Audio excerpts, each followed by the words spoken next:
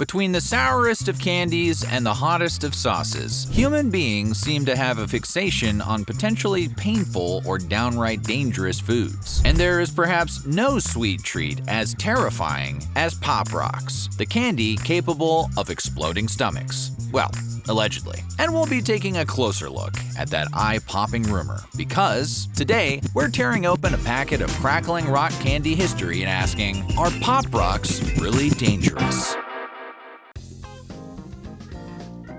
Thanks to chemists Leon T. Kremsner and William A. Mitchell, the world started pop-rocking in 1956. And believe it or not, those two candy scientists, a job that was never mentioned on career day, actually stumbled on the recipe for Pop Rocks completely by accident. Rather than delicious candy, Kremsner and Mitchell were actually attempting to invent a self-carbonating soda for their employer, General Foods. If everything went according to plan, they believed they could develop a shelf-stable powder that, when added to water, would instantly fizz up and pop. Soda pop, that is. But things did not go according to plan. What they discovered instead was that after subjecting their combination of water and sugar to intense pressure, it created crystalline chunks of sugar that reacted quite explosively with saliva. How does it work? Well, tiny pockets of carbon dioxide gas trapped within the sugary crystals hit the saliva and then literally pop on your tongue. And once they added flavoring to this mixture, well, Kremsner and Mitchell had themselves a candy. Mitchell served up a few samples to his coworkers, and these candy taste testers, yet another career we were robbed of, nicknamed the fledgling product the Atomic Candy. After years of fiddling with the finer details, Mitchell finally filed a patent in 1961, which secured the new creation under the name gasified confection.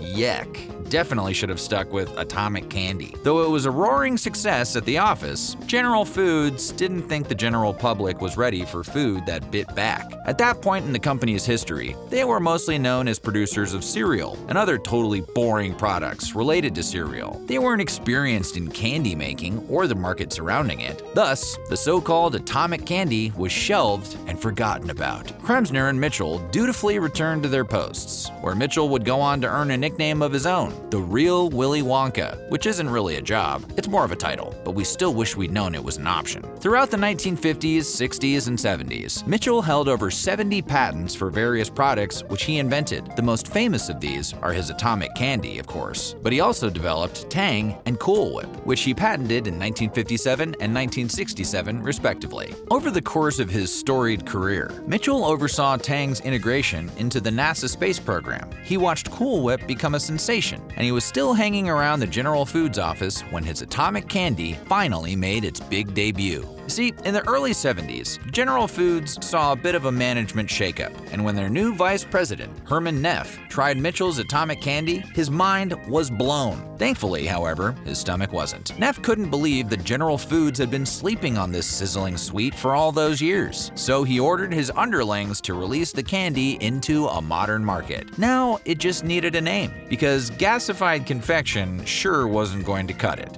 Apparently, over the nearly 2 decades since its invention, the Atomic Candy nickname had lost its luster, so they settled for a moniker that was a little less evocative of explosive devices and a little more literal. Welcome to the world, Pop Rocks. By 1974, Pop Rocks were being sold in select Canadian stores under General Foods' Hostess brand, with brightly colored paper packets that matched the nearly neon-colored candy. Pop Rocks packaging really popped on store shelves, and when kids experienced the flavorful fizz on their tongues, they immediately fell in love with the taste of heavily artificial cherry, grape, or orange. It was more than a candy, it was magic. It was an experience that you wanted to try, and encourage your friends to try too. Thanks to word and pop of mouth, Pop Rocks exploded in popularity and rapidly expanded into other countries. They showed up stateside in 1976, which just so happened to be the same year that William Mitchell, the mad food scientist, retired from his position at General Foods. Also in 1976, Pop Rocks got their big Hollywood break when Johnny Carson tried them on air during The Tonight Show. The novel popping effect caught the interest of Americans across the country, and pretty soon, Pop Rocks were on the tips of practically everyone's tongues. The the world was officially popped, rocked, and ready to roll. For the first few glorious years, Pop Rocks were one of the best-selling candies in the country, outpacing other bestsellers 10 to 1 in some cases. General Foods started producing millions of pounds of the stuff, and yet still, supply could not meet demand. Pop Rocks were so popular that a black market began to form around them, with some enterprising adults hauling packets across state lines to places that weren't yet being supplied with the candy, and charging children up the nose for the popping privilege. Wanting to capitalize on this success, General Foods decided to lean into the trend they'd created and produce more explosive candies. They were hoping to create a crackling collection of carbonated gum, mints, and even chocolate bars. But their first attempt came in the form of a simple powder they dubbed Space Dust. Space Dust was first launched in 1978 to resounding success. The galactic-themed candy was packaged in pitch black with bright flashes of swirling colors and came in cosmic cherry, galactic grape, and orbiting orange flavors, which is suspiciously similar to Pop Rock's classic cherry, grape, and orange, just with some extra spacey-sounding words. But hey, we're not marketing executives, though coincidentally, that job was advertised at Career Day. Despite the repetition and flavor profiles, Space Dust saw a meteoric rise in popularity. Like Pop Rocks before it, people started to sell the candy on the black market for wildly inflated prices, because General Foods literally couldn't produce enough of the stuff fast enough. But what pops up must come down, and Space Dust was destined to crash and burn. As the candy rocketed into the public eye, concerned parents took notice, and they thought Space Dust's name and appearance bore too much of a resemblance to angel dust, the streetwise nickname for PCP, aka phenylcyclohexylpyridine. They accused General Foods of normalizing the use of hallucinogenic drugs with children, and they flooded the company with enraged letters and phone calls. Because it's not the fact that your children are ingesting nothing but pure sugar that you should be worried about. It's that the package bears a passing similarity to a narcotic that's worth fussing over.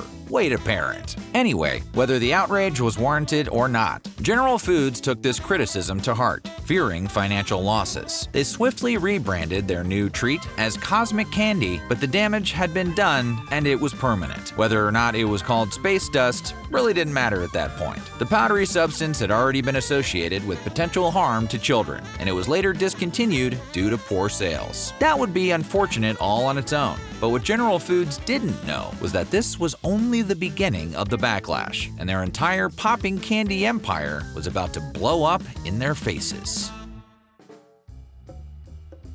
In 1979, only a year after the original release and controversy surrounding Space Dust, a strange rumor started bubbling up from the playgrounds of North America. While no one knows exactly how it got started, the word on the street was that Pop Rocks weren't just fun, they were killer. According to the legend, if you washed down your Pop Rocks with a bottle of soda, your stomach would literally explode. The thinking was that the carbonation from the soda would agitate the chemically volatile nature of the Pop Rocks, similar to the way baking soda and vinegar react, or Mentos and Coke. The result would supposedly be akin to a miniature but tasty bomb. So maybe Atomic Candy was a more accurate name after all. News of these supposed dangers spread fast, and just like with Space Dust, concerned parents started to bombard General Foods with questions. And as panic started to churn in the rumor mill, the legend grew and took on a new and bizarre shape. The gossip around the water fountain was that Pop Rocks and soda had allegedly claimed its first high-profile victim, child actor John Gilchrist, who at the time was best known for appearing as Mikey in the famous 1972 Mikey Likes It advertising campaign for Life cereal. As far as the general public knew, Gilchrist's life had been cut short at just 11 years old thanks to an overactive sweet tooth and the carelessness of a company profiting off of deadly confections. It was truly a tragic and preventable accident. The nation mourned, and family friends reached out to Gilchrist's mother to offer their condolences on the loss of her son.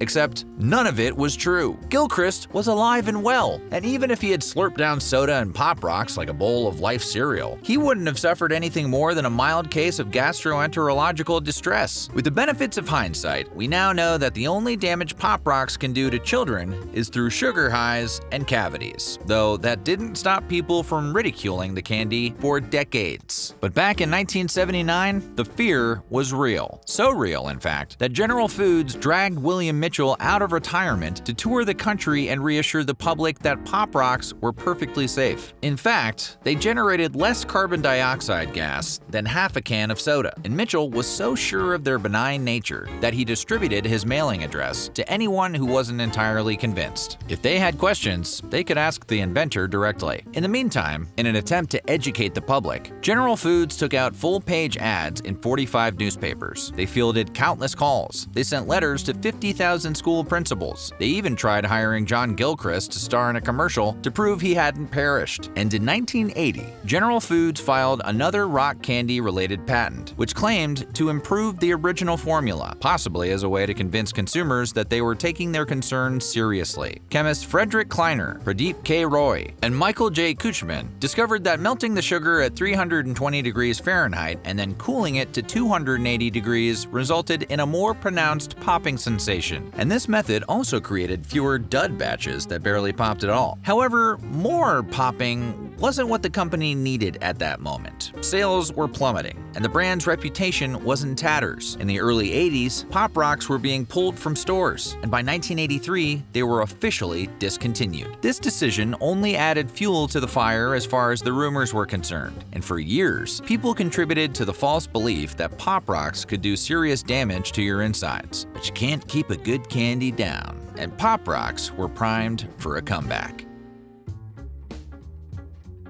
General Foods had done what they could to dissuade people from spreading ridiculous claims of damage and demise, but they decided to completely cut ties with Pop Rocks when Kraft purchased the rights to the formula from them in 1985. Kraft then licensed the brand to Zeta Especial S.A., who started producing the candy under the slightly altered name of Pop Rocks Action Candy, which carried on through to the 1990s. Supposedly ruptured innards or not, people still loved Pop Rocks, and Zeta Especial continues to produce the candy as its sole distributor to this day, though they've since dropped the Action Candy label and now label packages with Pop Rocks Popping Candy. But it hasn't been entirely smooth sailing for the brand since they picked it up from General Foods all those years ago. The reputation-ruining rumor was so prevalent that it made a cameo appearance in the 1998 horror movie Urban Legend, where the Pop Rocks were poisoned so as to mimic an exploding stomach. And back in the real world, in 2001, a couple in California sued Baskin-Robbins after their daughter consumed their promotional Shrek Swirl ice cream, which contained Pop Rocks. They claimed that the child later woke up from her nap screaming and had to be hospitalized for 2.5 days, where she was intubated so as to remove excess air from her stomach. According to the family's attorney, she didn't chew it thoroughly, and their pediatrician was convinced that the cause of the distress was the Pop Rocks. They were seeking to have their medical expenses paid and to have the Shrek Swirl removed from the menu. And while there's no public record on how the case was ultimately settled, Shrek Swirl did reappear at Baskin-Robbins in 2004 to promote Shrek 2, complete with its signature Pop Rocks. Thankfully, in 2003, the candy crusade was well and truly ended due to the first ever episode of the popular TV series Mythbusters. That's right, one of the first ever myths busted by Jamie and Adam was about Pop Rocks. That's how deeply ingrained the legend was in popular culture. The Mythbusters put the rumors to rest when they simulated the effects of Pop Rocks and soda by mixing huge amounts of them in a pig's stomach and pumping it full of hydrochloric acid to more closely resemble the conditions of the human body. While a six-pack of soda and Pop Rocks did triple the organ's size, it didn't explode. Ever since, internet users have been disapproving the myth all on their own by mixing the candy with their favorite sodas and recording themselves surviving the experience, which means that we can consider this myth busted and this candy delicious. So what do you think? Were the exploding Pop Rock allegations blown out of proportion, or do you still avoid soda after partaking in some popping candy? Let us know in the comments below. While you're at it, don't forget to like and subscribe, and then check out some of these other videos from Weird History Food.